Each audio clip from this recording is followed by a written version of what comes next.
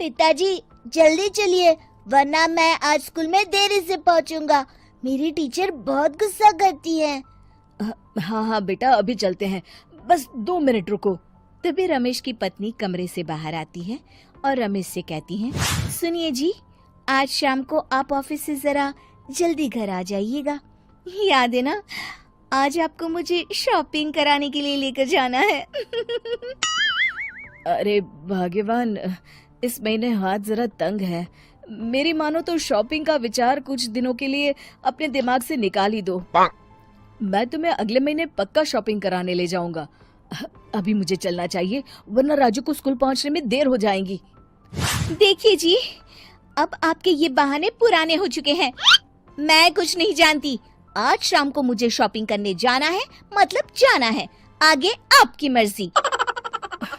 अच्छा ठीक है भाग्यवान, अब तुम पूरा घर सर पर मत उठाओ, मैं कुछ करता हूँ। इतना कहकर रमेश अपने बेटे राजू को लेकर वहाँ से चला जाता है। घर से निकलने के लिए रमेश जैसे ही अपनी मोटरसाइकिल शुरू करता है, तभी उसकी माँ उसे आवाज देकर कहती है, अरे रमेश, आज शाम को मुझे कुछ पैसे दे देना। याद है ना, मैंने तुझसे कहा था कि मुझे मंदिर में चढ़ावा चढ़ाना है। अरे माँ, मेरी तनख्वाह आने में अभी 10 दिन बचे हैं। अभी मेरे पास बिल्कुल पैसे नहीं है। हाँ, मेरी तनख्वाह मिलते ही मैं तुम्हें पैसे दे दूंगा। रमेश की माँ चिढ़कर कहती हैं, अरे तेरा दिमाग तो खराब नहीं हो गया? मैंने तेरे भरोसे मंदिर के पुजारी जी से वादा कर दिया है और तू कह रहा है कि पैसे नहीं है। अब मैं पुजारी जी को क्या जवाब दूंगी? तुझे तो मेरी इज्जत की भी कुछ परवाह नहीं है। अच्छा ठीक है माँ, अब तुम गुस्सा मत करो, मैं शाम तक कुछ इंतजाम करता हूँ। इतना कहकर रमेश वहाँ से चला जाता है। फिर दोपहर को जब रमेश अपने दफ्तर में बैठा होता है, तब उसे अपनी पत्नी और माँ की बातें याद आती हैं। रमेश अपने दफ्तर के एक साथी मोहन से कुछ रुपए उधार मांगता है। अरे भाई मोहन, मेरा एक छोटा सा काम कर दो, मुझे कुछ रुपयों की सख्त जरूरत है। मुझे कुछ दिनों के लिए क्या तुम रुपए उधार दे सकते हो? अरे रमेश भाई, मैं तुम्हें पैसे उधार तो दे सकता हूँ, लेकिन मुझे वक्त पर पैसे लौटा देना। वैसे भी मेरा मानना है कि दोस्ती यारी में कभी पैसों का व्यवहार नहीं करना चाहिए। ये कहावत तो तुमने सुनी ही होगी कि उधार प्रेम की कैंची है। मैं नहीं चाहता कि पैसों को लेकर हमारा रिश्ता खराब हो। अरे मोहन, तुम बिल्कुल चिंता मत करो, मैं तुम्हारे पैसे वक्त पर लौटा दूंगा। फिर मोहन रमेश को पैसे दे देता है। शाम को घर आकर रमेश कुछ पैसे अपनी माँ को देता है और साथ ही अपनी पत्नी को भी शॉपिंग कराने बाजार लेकर जाता है। रमेश की पत्नी और उसकी माँ का स्वभाव जरूरत से ज्यादा खर्चीला होने के कारण दोनों हमेशा बेवजह पैसे खर्च करती हैं। फिर एक दिन, सुनिए जी, अगले हफ्ते हमने छुट्टियों में कहीं बाहर जाने का प्लान बनाया था।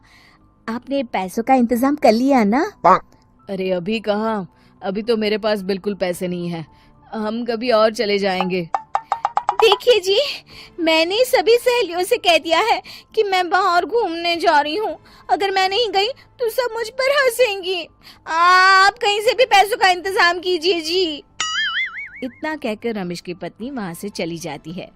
वहीं दूसरी तरफ रमेश की माँ भी तीर्थ यात्रा जाने की जिद करती है और रमेश से पैसे मांगती है।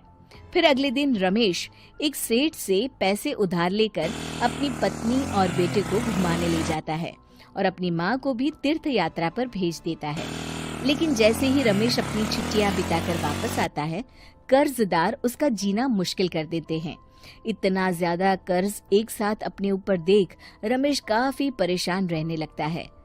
फिर एक दिन राजू की स्कूल की फीस वक्त पर न भर पाने के कारण रमेश को स्कूल में बुलाया जाता है। स्कूल के प्रिंसिपल साहब रमेश को सख्त हिदायत देते हैं कि अगर वक्त पर स्कूल की फीस नहीं भरी गई तो उनके बेटे का नाम स्कूल से काट दिया जाएगा। अपने बेटे की स्कूल की फीस भरने के लिए रमेश अपने दोस्त गिरधारी से कुछ पैसे उधार ले लेता है और स्कूल की फीस भर देता है। रमेश की माँ और उसकी पत्नी खर्चे और घर की जिम्मेदारी संभालते संभालते धीरे धीरे रमेश पूरी तरह कर्ज में डूब जाता है। और तभी एक दिन दफ्तर में काम करते समय रमेश की तबीयत अचानक बिगड़ जाती है और वो बेहोश होकर गिर पड़ता है। उसे जल्दी से पास के एक अस्पताल में भर्ती कराया जाता है। रमेश के घर वालों को ये बात पता चल जाती है तो वे सभी अस्पताल पहुंचते हैं। अस्पताल के डॉक्टर साहब उन्हें बताते हैं, देखिए, देर रात तक जागने और जरूरत से ज्यादा काम करने की वजह से इन्हें चक्कर आ गया था। बेहतर यही होगा कि इन्हें कुछ दिनों के लिए पूरी तरह आराम करने दिया जाए। रमेश की हालत देखकर उसके बेटे राजू को बहुत गुस्सा आता है और वो अपनी दादी और माँ से कहता है, माँ, दादी, मैं इतना छोटा हूँ, फिर भी मैं इतना समझता हूँ कि पिताजी दिन रात दफ्तर में काम करके पैसे कमाते हैं। पिताजी अकेला पूरा घर संभालते हैं और आप दोनों अपने फिजूल के खर्चों के लिए उन पर दबाव डालते रहते हैं। आज पिताजी की हालत के जिम्मेदार तो आप दोनों हैं।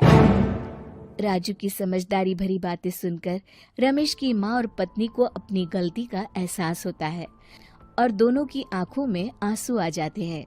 फिर कुछ दिनों के बाद रमेश की तबीयत एकदम अच्छी हो जाती है और वो पहले की तरह अपने काम पर जाने लगता है। रमेश की माँ और पत्नी अब उसे किसी प्रकार की कोई तकलीफ नहीं देते और ना ही उससे किसी चीज की मांग करते हैं। फिर देखते ही देखते रमेश अपने कर्ज के सारे पैसे चुका देता है।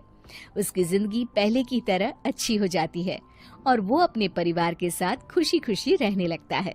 शिक्षा, हमारे रिश्ते एक तराजू की तरह होते हैं जिसकी दोनों ओर जिम्मेदारी और समझदारी का वजन बराबर होना चाहिए।